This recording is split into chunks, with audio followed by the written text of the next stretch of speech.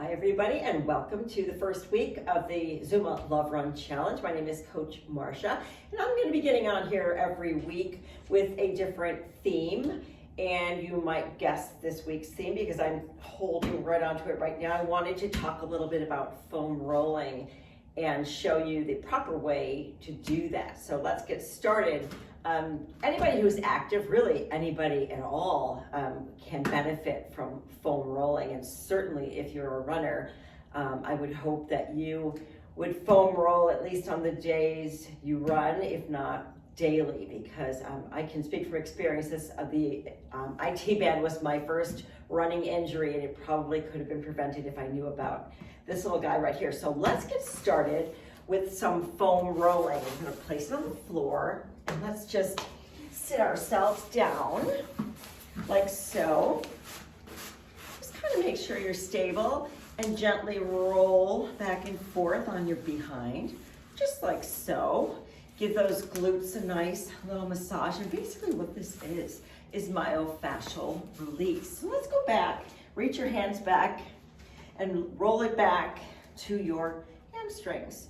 And again, something you never want to do when you foam roll is to roll over your joints. So you don't want to roll over the fronts or backs of your knees, for instance. So we're just going to keep our hamstring rolling kind of to kind of where it hits the high hamstring and to the top where the knee joint begins, but we're not going to go over. What you can do here is circle your ankles.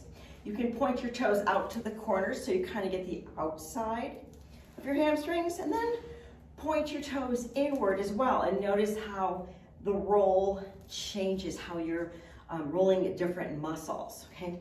Now we're gonna reposition so we get just to just above our ankles. We're gonna lift up again with our palms, and let's roll our calves again from the tops of the ankles to the bottom of that knee joint, but not over. This is kind of a good little core exercise as well. Next, we're going to talk about what I just mentioned before, is that IT band, which is this band that connects your knee to your hip.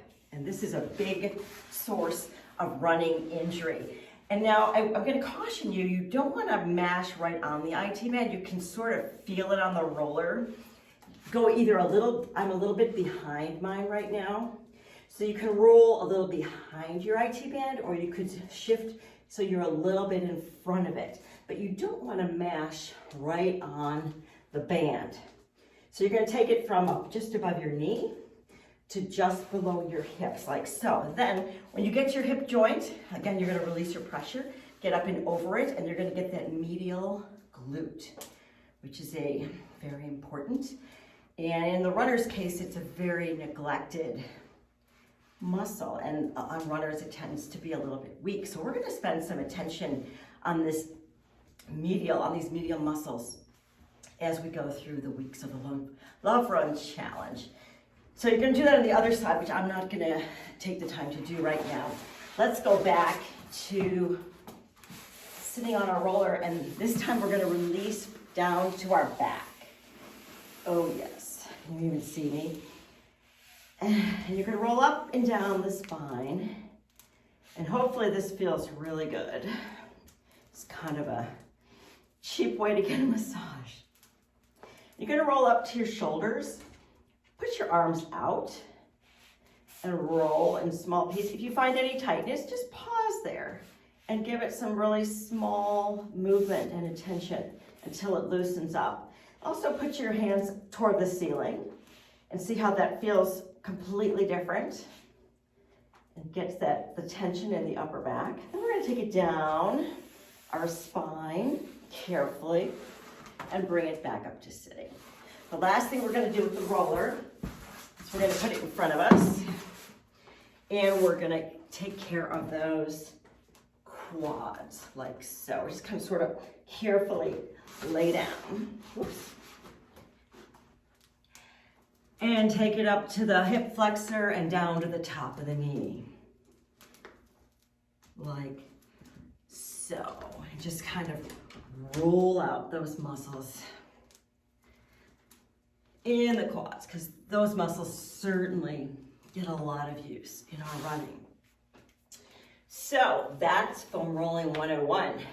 I hope if you don't already have one, please get yourself one. If you're in the market for shopping for one, I recommend the firmest one you can find. You'll benefit more. It may hurt more to start. And if you're not familiar with foam running, if it's something your body is not used to, don't be surprised if it hurts a lot. But I promise you, if you are consistent with rolling, it will become much less painful and actually feel great. So that's it from here. Have a great week.